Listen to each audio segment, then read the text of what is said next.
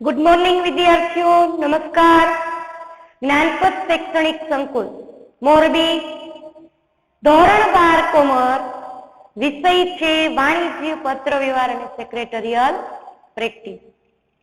આ વિષયની અંદર આપણે બીજા વિભાગમાં સેક્રેટરીયલ પ્રેક્ટિસ જેનું પ્રકરણ ત્રીજું આપણે આગળના લેક્ચરમાં અભ્યાસ કરેલો કે ડિબેન્ચર એટલે શું, ડિબેન્ચર નો મૂળ શબ્દ ડિબેર કઈ ભાષાનો છે, લેટિન જેનો ગુજરાતી અર્થ થાય છે દેવું જેનો સ્પેલિંગ થાય છે DEBERE, ડિબેન્ચરના લક્ષણો ભણ્યા, દેવાનો સ્વીકાર કરતો દસ્તાવેજ, વ્યાજ ચૂકવવું પડે, નિશ્ચિત સમય નાણાં પરત કરવા પડે, ડિબેન્ચરના 4 પ્રકારો ભણ્યા, ગીરો ડિબેન્ચર, સંપૂર્ણ રૂપાંતરક્ષમ FCD ડિબેન્ચર, અંશતઃ ડિબેન્ચર એટલે કે અંશતઃ રૂપાંતરક્ષમ ડિબેન્ચર એટલે કે PCD પાર્ટલી કન્વર્ટિબલ ડિબેન્ચર। ત્યાર પછી ચોથો પ્રકાર ભણ્યા બિન રૂપાંતરિત, જેનું રૂપાંતર ઇક્વિટી શેરમાં થઈ શકતો નથી એવા ડિબેન્ચર એટલે કે NCD નોન કન્વર્ટિબલ ડિબેન્ચર। ત્યાર પછી આપણે વિસ્તૃત અભ્યાસ કર્યો કે ડિબેન્ચર બહાર પાડવા માટેની પ્રક્રિયા કઈ અથવા ડિબેન્ચર બહાર પાડવાની વિધિ। તો વિધિના 10 પોઈન્ટ તો કે સંચાલક મંડળની સભામાં શું પસાર કરવું પડે, ઠરાવ, સામાન્ય કંપનીની સામાન્ય સભામાં ઠરાવ, security and exchange board of સેબીની મંજૂરી, વિજ્ઞાપન પત્ર બહાર પાડવું જેથી જાહેર જનતા વાંચે તો ડિબેન્ચર ખરીદવા શું કરે, અરજી એટલે વિજ્ઞાપન પત્ર બહાર પાડવાનું, પણ વિજ્ઞાપન પત્ર વાંચ્યા પછી જાહેર જનતા ઉછીના નાણાંમાં પોતાની મૂડીનું રોકાણ કરે એટલે કે ડિબેન્ચર ખરીદે તો કંપનીમાં આ ડિબેન્ચર ખરીદનારના હિતનું રક્ષણ કોણ કરશે। એટલે વિધિનો 5મો પોઈન્ટ છે કે ડિબેન્ચર ટ્રસ્ટીની નિમણૂક કરવી। 6થો પોઈન્ટ કે માની લો કે બહાર પાડેલ ડિબેન્ચર જેટલા ડિબેન્ચરની અરજી ન આવી તો કંપનીએ દલાલો સાથે કરાર કરેલા હોય કે એટલા ડિબેન્ચરે દલાલ ખરીદી। તો કે દલાલ કમિશન, હા, દલાલની બાંહેધરી લીધી છે કે જો એટલી અરજી ન આવે તો એને ખરીદવાના છે, તો એટલા સમય માટે અથવા તેની સાથે બાંહેધરી કમિશન નક્કી કરેલું। શેડ્યુલ બેંકમાં ખાતું ખોલાવવું, ડિબેન્ચરની અરજી જાહેર જનતા પાસેથી કંપનીને આવે પછી કંપની સાથે નાણાં પણ આવશે, એટલે નાણાં અને અરજી શેડ્યુલ બેંકમાં જમા કરાવવા માટે ખાતું હોવું જોઈએ। શેર બજારમાં નોંધણી જેથી કરી સરળતાથી ડિબેન્ચરનું ખરીદ વેચાણ થઈ શકે। ડિબેન્ચર વેચણી પત્રક, હવે જેટલી અરજી આવેલી છે એમાં કોને કેટલા ડિબેન્ચર ખરીદ્યા છે એનું એક વેચણી પત્રક તૈયાર કરવામાં આવે છે અને જેનું ભરણું ડિબેન્ચર પર પૂરી રકમ ભરાઈ ગઈ છે એવા ડિબેન્ચર હોલ્ડરને પ્રમાણપત્ર આપવાના હોય છે, એટલે પ્રમાણપત્ર તૈયાર કરવાના। આ થઈ વિધિ। ત્યાર પછી છે ડિબેન્ચર હોલ્ડરને કેવા અધિકાર છે, તો તમે ભણી ગયા છો એના અધિકાર। તો કે કેવી રીતે ભણી ગયા છે, તો કે આ હવે જે અમુક ટોપિક છે એ તમારા અભ્યાસક્રમમાં લીધેલા નથી, તો કે એના આધારે આપણે જોતા જાય એ બહુ વિસ્તૃત નહીં સમજી, તો કે એના પરીક્ષામાં પૂછાવાના નથી, એટલા માટે તો કે ડિબેન્ચર હોલ્ડરના અધિકારો તો તમે લોકો ભણી ગયા છો છતાંય રિપીટ કરી છે, એટલે ડિબેન્ચર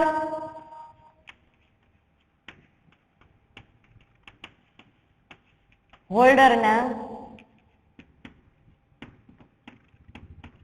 અધિકારો પેલું જ છે કે ડિબેન્ચર પર નિર્ધારિત સમયે ડિબેન્ચર હોલ્ડરને શું મળવું જોઈએ, વ્યાજ।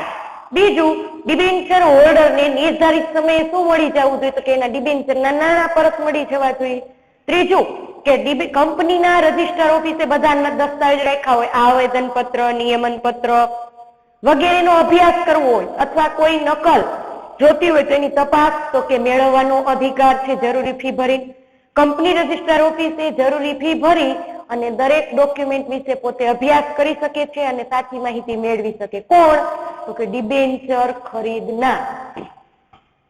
ડિબેન્ચર હોલ્ડર, ડિબેન્ચર ધારકો કે જે પોતાની સાથે કંપનીમાં પોતાનું હિત છે કે નહીં એના માટે કોની નિમણૂક કરે છે? તો ડિબેન્ચર ટ્રસ્ટ ડીડ, કરાર પત્ર, ખતપત્રની જોગવાઈ કરે છે ને એના આધારે કામગીરી થાય છે. ડિબેન્ચર હોલ્ડરને તેમના હિતનું રક્ષણ કરવા માટે ડિબેન્ચર ટ્રસ્ટીની નિમણૂક કરવાનો અધિકાર છે. કંપનીના સંચાલકો હોય કે શેર હોલ્ડર, ડિબેન્ચર હોલ્ડર હોય તો એને અસર કરતા મહત્વના નિર્ણય લેવાતા પહેલા ડિબેન્ચર ટ્રસ્ટીને વિશ્વાસમાં લેવા પડે છે કે ભાઈ ડિબેન્ચર હોલ્ડર કે જેનું હિત છુપાયેલું છે, કંપનીના માટે રક્ષણ કરતા છે. ત્યાર પછી તો જામીનગીરી પેટે આપેલ મિલકત કે કોઈ ટ્રસ્ટ ડીડની જોગવાઈઓ તો એનો ભંગ કે શરતોનું પાલન ન કરે તો આવા સંજોગોમાં તો કે જે તે ડિબેન્ચર હોલ્ડર અથવા જે તે અધિકારી કાર્યવાહી કરવાનો અધિકાર છે. કંપનીમાં કે છે ખાસ સલામતીની જળવાઈ રહે તે પણ જોવાનો અધિકાર ડિબેન્ચર હોલ્ડરનો છે. એટલે કે કોઈ પણ મિલકત પર જામીનગીરી ઉભી કરી હોય તો એ જાળવવાનો અધિકાર છે. સમયાંતરે કંપની પ્રગતિ કે વિકાસની માહિતી મેળવવાનો પણ અધિકાર છે. ડિબેન્ચર હોલ્ડર એમ થાય કે ભાઈ અમે ઉછીનું નાણું રોક્યું તો કંપનીની પ્રગતિ અને કંપની કઈ તરફ આગળ પોતાની ગતિ કરે છે એ અમારે જાણવું છે તો એ માહિતી મેળવવાનો અધિકાર છે. કંપની વિસર્જન સમયે પોતાના અગ્રતા ક્રમે પરત મેળવવાનો અધિકાર છે. જ્યારે પણ કોઈ પણ કંપની વિસર્જન થાય, બંધ થાય, ફડચામાં જાય તો મિલકત લેણા બાજુથી મિલકતનો નિકાલ કરવામાં આવે છે અને દેવા બાજુ તમામ દેવા પૂરા કરવામાં આવે છે. પેલા લેણદારો, પછી ડિબેન્ચર હોલ્ડર, પછી પ્રેફરન્સ શેર હોલ્ડર. પછી જો મિલકત વેચતા મૂડી કે નફો વધે તો છેલ્લે કોને મળે? ઇક્વિટી શેર હોલ્ડરને મળે. એટલે સૌથી પ્રથમ હક નાણાં મેળવવાનો અગ્રતા ક્રમ હોય તો લેણદાર તરીકે ડિબેન્ચર હોલ્ડર. ત્યાર પછીનો પોઈન્ટ છે ડિબેન્ચર ટ્રસ્ટ ડીડ.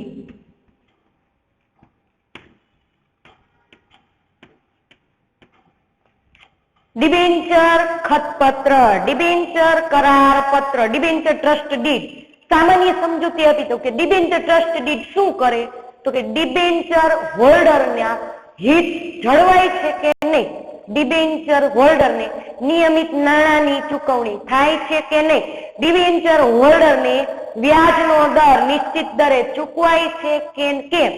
ટૂંકમાં ડિબેન્ચર હોલ્ડર કે જે કંપનીના લેણદાર છે અને કંપની એની દેવાદાર છે તો બંને વચ્ચે સહકારથી કામ થાય છે કે નહીં એ જોવાનું છે. ડિબેન્ચર એટલે શું?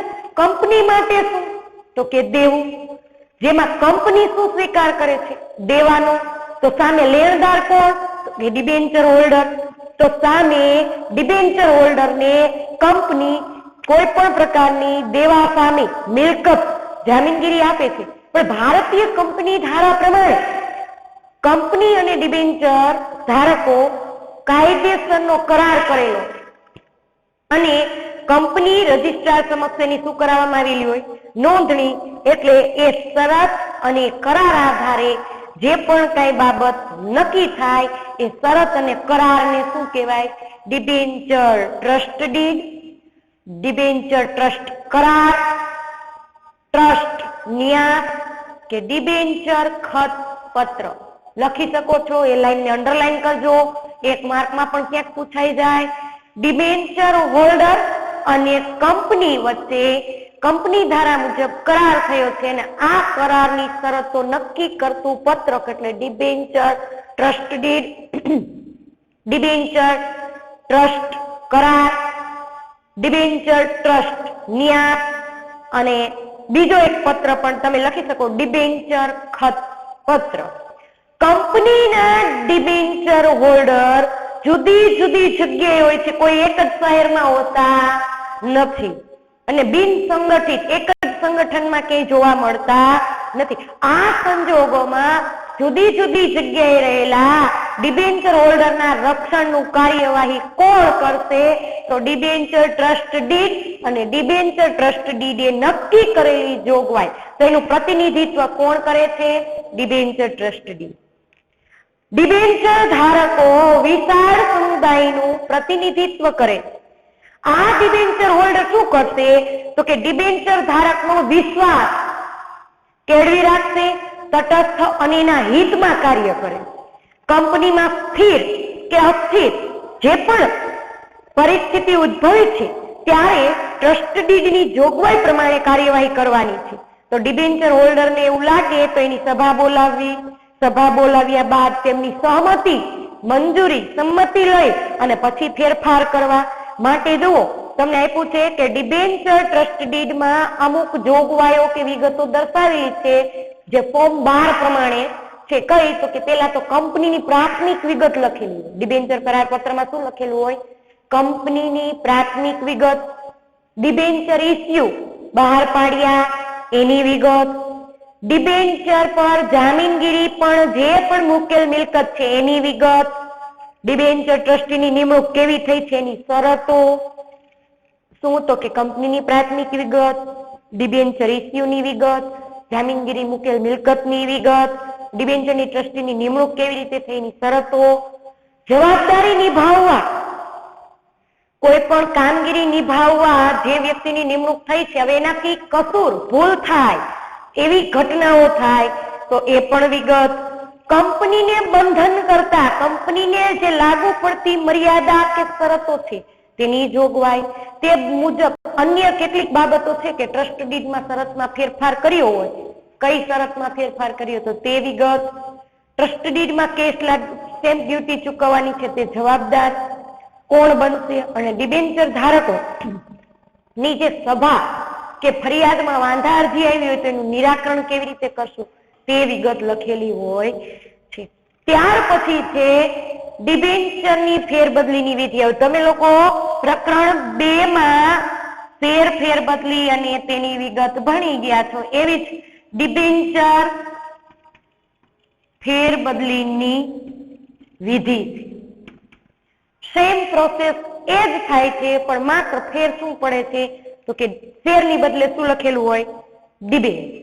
તો તમને યાદ છે ફોર્મ નોંધાવવું, ફોર્મમાં વિગતો ભરવી, આ કેની વિધિ બોલી છે આપણે અત્યારે સમજી છીએ? તો કે શેરની. એટલે ટેક્સ્ટ બુક સાથે રાખશું અને વિધિના પોઈન્ટ જોતા જશું કે આ શેરની ફેરબદલીમાં ફોર્મ નોંધાવતા, ફોર્મમાં વિગતો ભરતા, ફોર્મ સાથે પ્રમાણપત્ર મોકલતા, યાદ છે બધાને?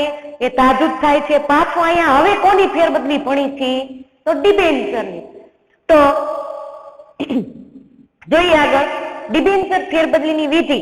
પેલું રજિસ્ટર્ડ ડિબેન્ચરની ફેરબદલીમાં એટલે કે નોંધાયેલા, રજિસ્ટર્ડ એટલે નોંધણી થયેલા ડિબેન્ચરની ફેરબદલી માટે નક્કી નિર્ધારિત કરેલું ફોર્મ ભરવું, ફોર્મમાં વિગતો ભરવી. પછી તો શું લખ્યું હોય? વેચનાર અને ખરીદનાર, ડિબેન્ચર હોલ્ડર જેમ શેર ખરીદનાર ને વેચનાર હતા એવી રીતના અહીંયા ડિબેન્ચર પણ ખરીદનાર અને વેચનાર બંને પક્ષકારો ખરા. કેટલા ડિબેન્ચર હતા એ ડિબેન્ચરની વિગત, પ્રમાણપત્ર નંબર, ક્રમ, ડિબેન્ચરની સંખ્યા, ડિબેન્ચરની કિંમત વગેરે આ ફોર્મમાં લખવું ને બંને પક્ષકારોની સહી કરવી પડે છે. ત્યાર પછી તો કે ડિબેન્ચર વેચનાર પોતે સ્વૈચ્છિક રીતે ડિબેન્ચર વેચેલ છે એવી રીતે બીજી વાર સહી કરવી પડે. પછી તો કે ડિબેન્ચર પ્રમાણપત્ર ડિબેન્ચર ફેરબદલી ક્યાં રજૂ કરવાનું? રજિસ્ટર ઓફિસે આપી દેવાનું. હવે શું કરે? કંપની સેક્રેટરી આ ફોર્મની તમામ વિગતો, તમામ પત્રકો ચકાસણી કરશે, નમૂના સાથે સરખાવશે કે ના બરાબર છે. વર્તમાન સમયમાં જે પણ ફેરબદલી માટે સ્ટેમ્પ ડ્યુટીની જરૂર હશે એ ભરેલ છે કે કેમ તેની પણ જાણ કરશે. આ બધું કામ સેક્રેટરી કરે છે. પછી કંપની સંચાલક મંડળની સભામાં ઠરાવ પસાર કરશે અથવા ચર્ચા કરશે અને મંજૂરી મેળવશે અને એના આધારે નવા ડિબેન્ચર ધારકને નવું પ્રમાણપત્ર સેક્રેટરી તૈયાર કરી અને તેને મોકલી આપશે. એટલે કોને મોકલી આપે? તો કે ખરીદનારને. તો આ ડિબેન્ચર જેમ શેરની ફેરબદલી ડિબેન્ચર છે ને. પાઠ સરળ, કઈ જ અઘરું છે નહીં. હવે તમારે હાલના કોર્સમાં હવે જે ટોપિક આવે છે શેર અને ડિબેન્ચરનો તફાવત એ પરીક્ષામાં ખાસ મોસ્ટ આઈએમપી છે. શેર અને ડિબેન્ચરનો તફાવત. શેર અને પાકો કરવાનો નથી, આવડે જ છે બધાને. ડિબેન્ચરનો તફાવત એક તો પેલું જ, જેની પાસે શેર છે એ કંપનીનો કયો હક ધરાવે છે? માલિકી હક. જે ખરીદે છે ડિબેન્ચર એ કંપનીના શું બને છે? લેણદાર. એટલે શેરધારકને મત આપવાનો અધિકાર છે, શેરધારકને સભામાં હાજર રહેવાનો અધિકાર છે, જરૂર જણાય તો બોલવાનું, નિર્ણય આપવાનો અધિકાર છે. જ્યારે ડિબેન્ચર હોલ્ડરને આવો અધિકાર મળતો નથી. થઈ ગયા 2 પોઈન્ટ. બીજું ત્રીજો પોઈન્ટ જો આ મૌખિક, પછી જે ટેક્સ્ટમાં છે સમજાવું છું. શેર પર શું મળે છે? ડિવિડન્ડ. ડિબેન્ચર પર શું મળે છે? વ્યાજ. પછી ચોથો પોઈન્ટ, ડિવિડન્ડનો દર નક્કી હોતો નથી, નફો થાય એટલે નક્કી થાય કેટલું દેવું. ડિવિડન્ડનો દર નિશ્ચિત હોતો નથી, અનિશ્ચિત છે, જ્યારે ડિબેન્ચર નિશ્ચિત છે, વ્યાજનો દર. શેર પર નાણાં મેળવવાનો હક છેલ્લે છે, કેના કરતા? તો કે ડિબેન્ચર કરતા, જ્યારે ડિબેન્ચર પર નાણાં પરત મેળવવાનો અધિકાર સૌથી પહેલા. થઈ ગયા 4 પોઈન્ટ. આ રીતના તમે જો સમજૂતી મેળવી હોય પાઠની સંપૂર્ણપણે, તો તમને પાકા કરવા ડિબેન્ચર પર જે વળતર મળે એને ડિવિડન્ડ કહેવાય, શેર પર જે વળતર મળે એને ડિવિડન્ડ કહેવાય, ડિબેન્ચર પર જે વળતર મળે એને વ્યાજ કહેવાય. પછી જોઈએ હવે ટેક્સ્ટ બુકમાં 4 પોઈન્ટ તો તમારે આરામથી તમે શેર અને ડિબેન્ચર વિશે ભણ્યા છો એટલે તમે તમારી રીતના લખી શકો એને લગતા. પણ હવે ટેક્સ્ટ બુકનાથી અને તફાવતની વાત કરી હતી ત્યારે મેં ખાસ કીધું હતું પેલા ક્રમનું, પછી મુદ્દાનું,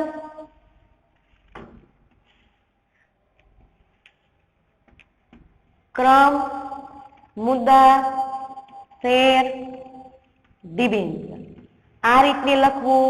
અહીંયા અર્થ પછી લખાઈ જાય એટલે અંડરલાઈન કરવી. જો હવે પેલું જ છે અર્થ.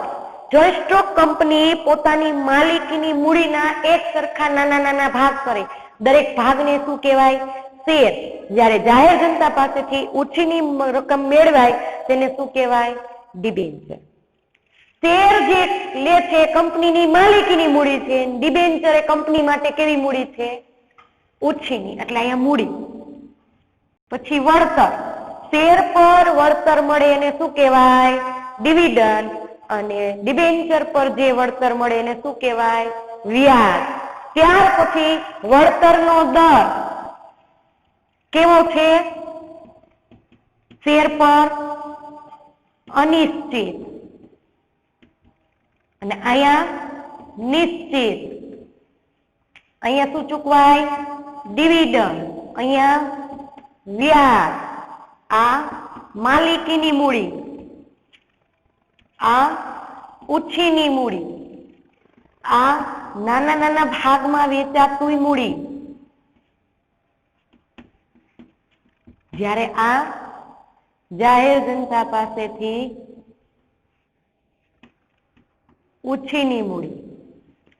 આવું યાદ રાખો એટલે તફાવત આરામથી યાદ રહી જાય. શેર હોલ્ડર એ કંપનીના શું બને? માલિકો, એટલે કે માલિકી. આ શું બને છે? માલિકો. આ શું બને છે? લેણદાર. હવે આગળ જુઓ. જોખમ. શેરમાં જોખમનું પ્રમાણ કેવું? વધારે. અહીંયા કેવું? ઓછું. શું કામ ઓછું? તો કે કંપની વિસર્જન થાય, ખર્ચામાં જાય તો સૌથી નાના પેલા આને મળે તો આને તો કઈ જોખમ છે જ નહીં. નફો વધે, ઘટે કે મિલકત વેચતા ન વધે તો આને જોખમ આવે છે. સ્ટેમ્પ મતાધિકાર. શેર હોલ્ડરને બધા જ મત મળશે, આપવાનો અધિકાર છે, જ્યારે ડિબેન્ચર હોલ્ડરને અધિકાર મળતો નથી. ત્યાર પછીનો પોઈન્ટ છે સ્ટેમ્પ ડ્યુટી. કંપનીમાં શેર ફેરબદલી ઉપર ઓછી સ્ટેમ્પ ડ્યુટી ભરવી પડે છે, જ્યારે ડિબેન્ચર ફેરબદલી દર પર સ્ટેમ્પની ડ્યુટીનો દર વધારે હોય છે.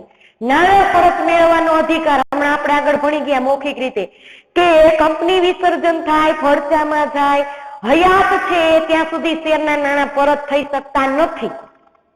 કંપની હયાત છે, કાર્યરત છે ત્યાં સુધી શેરના નાણાં પરત મળતા નથી. વિસર્જન થાય તો પણ બધા જ દેવાનો ચૂકવવાનો કામગીરી પૂરી થાય પછી શેર હોલ્ડરને મળે છે. જ્યારે ડિબેન્ચરના પ્રકાર પ્રમાણે કંપની વિસર્જન થાય તો પણ ભલે, કંપનીની હયાતી હોય તો પણ ભલે, નાણાં પરત મળવાનો અધિકાર છે. મિલકત પર બોજ, શેર ઉપર મિલકત ઉપર કોઈ બોજ ઉભો કરવામાં આવતો નથી. જ્યારે ડિબેન્ચર બહાર પાડતી વખતે મિલકત ઉપર બોજ ઉભો કરવામાં આવે. મૂડીની ચૂકવણી, કંપનીની મૂડી માંથી શેર પર ડિવિડન્ડ આપી શકાતું નથી તો ડિવિડન્ડ શેમાંથી અપાય છે? ચાલો બધાને યાદ છે, પહેલા પાઠની અંદર છેલ્લો ટોપિક શેર ડિવિડન્ડ. યાદ કરશું કે શેર પર જે ડિવિડન્ડ ચૂકવાય છે એ કંપનીના ચોખ્ખા નફામાંથી ચૂકવાય છે, કરવેરા બાદ વધતા નફામાંથી. તો ડિવિડન્ડ આપી શકાતું નથી મૂડીમાંથી, નફો થયો હોય તો આપી શકાય. ત્યારે ડિબેન્ચર પર વ્યાજની જોગવાઈ મૂડીમાંથી આપી શકાય. અંકુશ, શેર હોલ્ડર કંપનીના વહીવટ પર અંકુશ ધરાવે છે.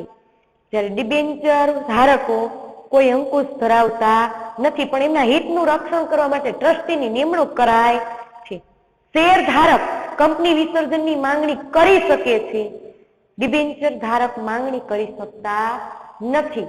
પાઠ સરળ, નાનો અને શેર વાળો પાઠ આવડે એટલે ડિબેન્ચર વાળો પાઠ આવડે.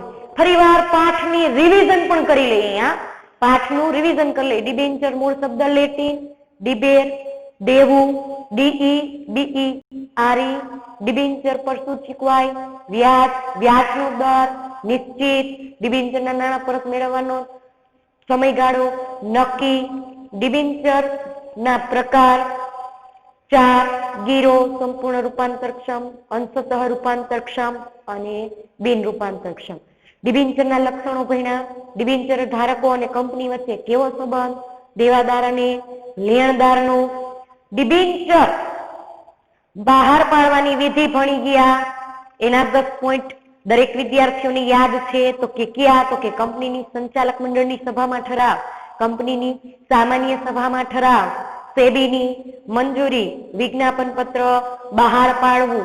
વિજ્ઞાપન પત્ર બહાર પાડો એટલે તરત ડિબેન્ચર ટ્રસ્ટીની નિમણૂક કરવી. નિમણૂક કર્યા પછી દલાલો પણ રાખવા, નિમણૂક કરવા, દલાલો સાથે કરાર કરવા. પછી તો કે ડિબેન્ચર ધારકોએ રૂપિયા ખરીદવા હોય એટલે અરજીના નાણાં મોકલે એટલે સિડિયલ બેંકમાં ખાતું ખોલાવવું. શેર બજારમાં નોંધણી કરવી. જેની અરજી આવી એનું વેચણી પત્રક એટલે કે ડિબેન્ચર વેચણી પત્રક તૈયાર કરવું અને છેલ્લે ડિબેન્ચર પ્રમાણપત્ર નવા ડિબેન્ચર ધારકોને મોકલવા. તો જે તમે અત્યાર સુધી ડિબેન્ચર ધારકો વિશે ભણ્યા એના અધિકારો છે. વ્યાજ મેળવવાનો અધિકાર, નાણાં પરત મેળવવાનો અધિકાર, કંપનીના દસ્તાવેજો તપાસ કરવા માટે માહિતી મેળવવાનો અધિકાર, પોતાના હિતના રક્ષણ માટે ટ્રસ્ટી નિમવાનો અધિકાર, નિશ્ચિત સમયે નાણાં પરત મેળવવાનો અધિકાર, કંપની વિસર્જન થાય તો નાણાં સૌથી પહેલા ડિબેન્ચર હોલ્ડર મેળવી શકે એવો અધિકાર, ટ્રસ્ટ ડીડ તો કે એમાં શું લખ્યું હોય? કંપનીની પ્રાથમિક વિગતો લખી હોય. ત્યાર પછી તો કે કંપનીમાં કે કેવા ડિબેન્ચર ધારકોના નિયમ છે એટલે ડિબેન્ચર ઇસ્યુની વિગતો, પછી જામીનગીરી મૂકેલ મિલકત હોય તો એની વિગતો. એ ભણ્યા પછી ડિબેન્ચર ફેરબદલી, ફોર્મ નોંધાવવું, ફોર્મમાં વિગતો ભરવી, બંને પક્ષકારોના નામ સરનામા હોવા, વેચનાર કોણ છે, ખરીદનાર કોણ છે એની જાણ કરવી. ત્યાર પછી તો કે પ્રમાણપત્ર રજીસ્ટર ઓફિસે મોકલે, એના આધારે તપાસ થાય, મંડળમાં ઠરાવ પસાર થાય અને નવા શેરધારક નવા પ્રમાણપત્ર નવા શેરધારકને મોકલી આપવા. ખાસ મોસ્ટ આઈએમપી આ પાઠનો પ્રશ્ન છે શેર અને ડિબેન્ચરનો તફાવત, અર્થ, મૂડી, વળતર, વળતર દર, માલિકી, જોખમ, મતાધિકાર, સ્ટેમ્પ ડ્યુટીનો દર વગેરે ભણી ગયા. એટલે આ પાઠ બહુ સરળ છે. અહીંયા આ પાઠ પૂરો થાય છે અને હોમવર્કમાં તમારે લોકોએ આજે શેર અને ડિબેન્ચરનો તફાવત લખવાનો છે અને પાઠનું રિવિઝન આ લેક્ચર સાથે સાથે તમારે પણ વાંચતું જવાનું છે, બોલતું જવાનું છે, કોઈ પોઈન્ટ છૂટી ન જાય અને ધ્યાનથી ફરીવાર શેર શું છે, ડિબેન્ચર શું છે આ પાઠમાં પાછું રિવિઝન થાય છે. એટલે બીજા વિભાગના પ્રકરણ 3 અહીંયા પૂરું થાય છે, પેલું, બીજું અને આ ત્રીજું પ્રકરણ પૂરું થાય છે ત્યારે તમે લોકો બોર્ડની પરીક્ષાના ઘણા બધા માર્કનો અભ્યાસ કરી ગયા છો. પેલા પાઠમાં 11 માર્કનો છે, બીજો 9 નો અને આ 6 નો. આમ કરવા જશો તો અમુક પાઠને તમે અભ્યાસમાં લેશો તો બહુ સરળ છે અને રોકડિયા માર્ક તમે કવર કરી શકો છો. એટલે ખાસ હોમવર્કમાં આજે શેર અને ડિબેન્ચરનો તફાવત લખશું, પાકો કરશું, પાઠનું રિવિઝન કરશું. નમસ્કાર, જય હિન્દ, વંદે માતરમ.